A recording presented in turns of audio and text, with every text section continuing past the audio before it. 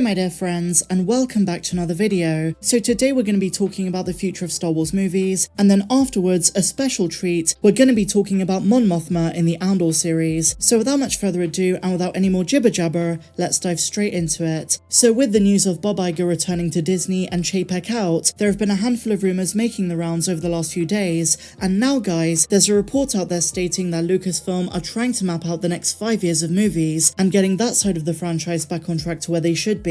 Now while the Disney Plus shows have been the focus, a lot of fans do miss Star Wars on the big screen. We really want a new theatrical outing. Well, according to a statement from Jeff Snyder, Lucasfilm has planned out the next 5 years. Here's what he said: "I think there's a lot of stuff coming down the pipe on the feature side at Lucasfilm to be excited about, but specifically on the Star Wars side, I think it was a conscious decision to pivot to television for a while and really establish Disney Plus and tell some different stories. But I think that fans have to be patient, obviously, because we're not going to see any of this stuff until 2025, but like from what I understand, Kathleen has the next 5 years planned out. They have their 2026 and 2027 slates, we just don't know what they are yet, and by the sounds of things, they're looking to do a film every year between 25 and 27, 3 Star Wars movies in the space of 3 years. That sounds very ambitious. Now whatever the case, Iger has a lot of organisation to sort out after the mess Chapek left. While they don't have a clear-cut direction for the movies, they will have to get started pretty soon, and that brings us on to our next report from Bespin Bulletin. In an article quoting the Making Star Wars show, they say the next Star Wars movie is going to begin pre-production in April of next year. They don't know yet if it's Taika Waititi's movie or Damon Lindelof,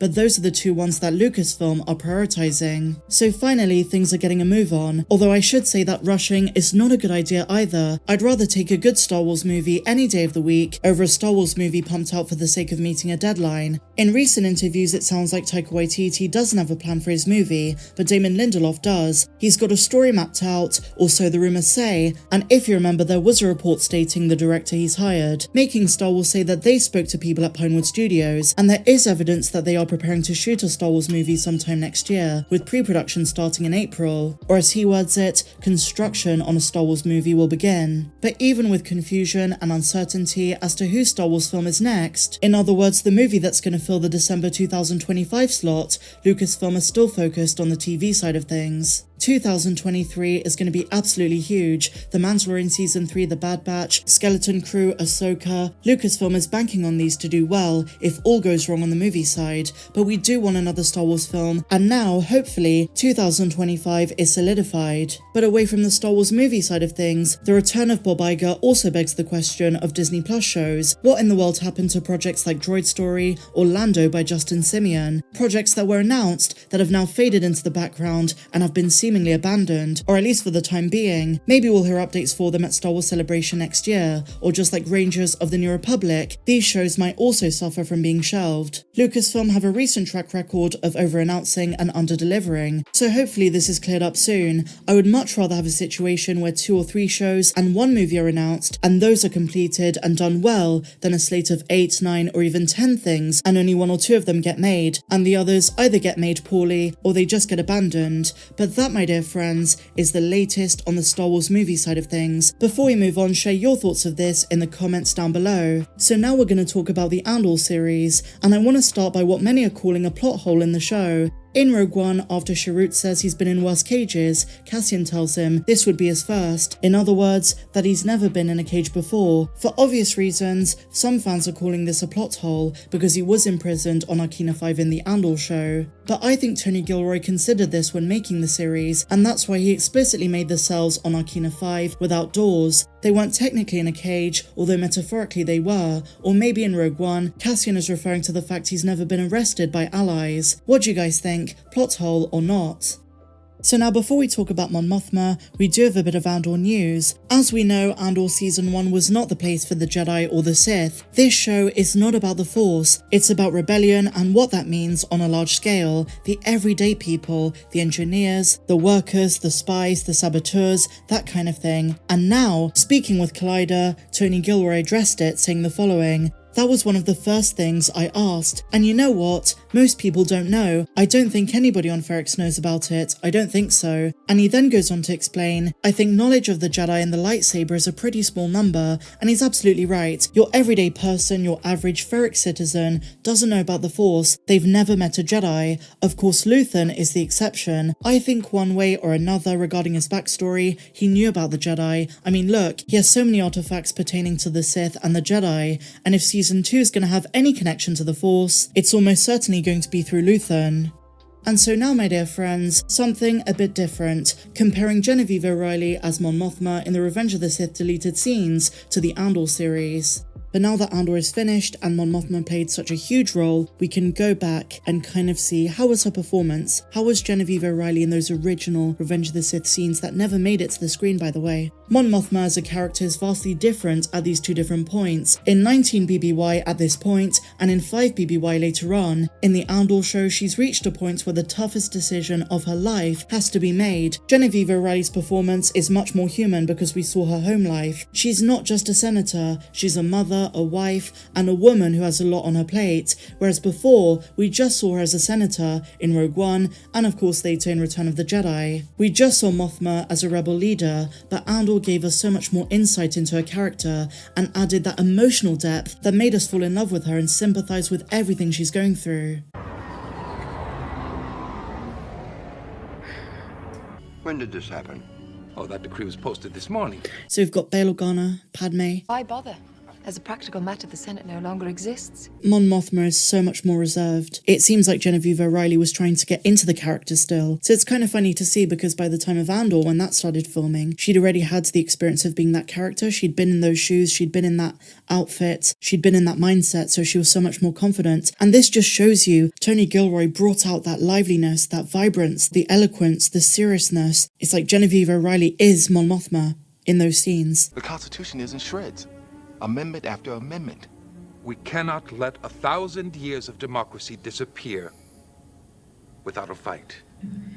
It's really interesting to hear Bail Organa say that, and I really don't remember this guy's name. It'll come to me. I'll put it on the screen. But it really does show that these scenes would actually work really well in a flashback in Andor Season 2. Or if they do something else with it, if there's a spin-off of a spin-off, if there's another show that connects to Rogue One, very similar to Andor, because these scenes are valuable and so few people know about them.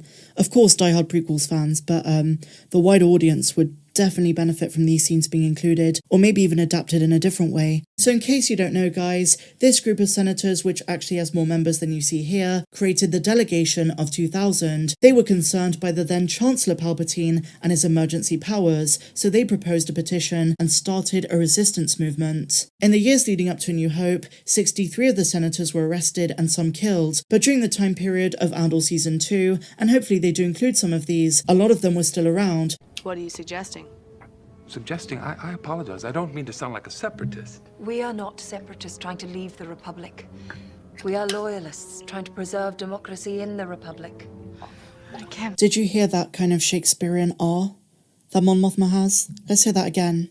I apologize. I don't mean to sound like a separatist. We are not separatists trying to leave the Republic. We are loyalists trying to preserve democracy. She pronounces that R, she rolls it. Republic. I can't believe it has come to this. Chancellor Palpatine is one of my oldest advisors.